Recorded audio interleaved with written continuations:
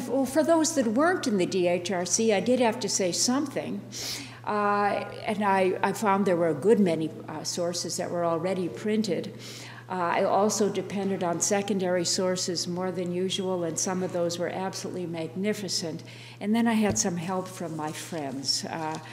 I'll tell one little story. I got to New Hampshire, and I thought, I discovered there was a folder in the New Hampshire archives in Concord, and I couldn't tell what it was. I had just done Massachusetts. New Hampshire met right after Massachusetts, and the town records in Massachusetts were magnificent. Here we really did get to hear the voice of the people as directly as we could.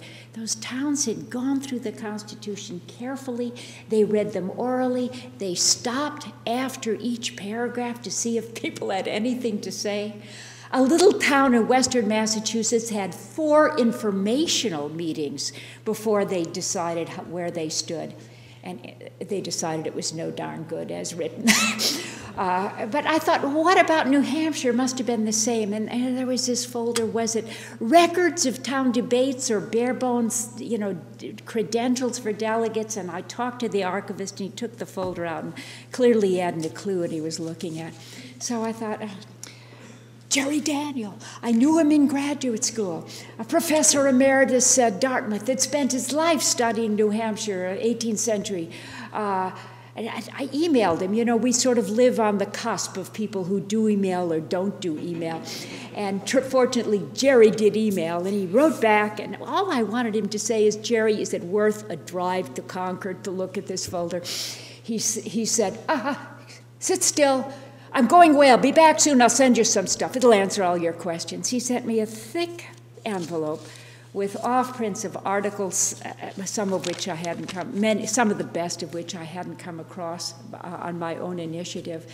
Jerry knows the New Hampshire ratification, and there were 2 conventions, vote by vote.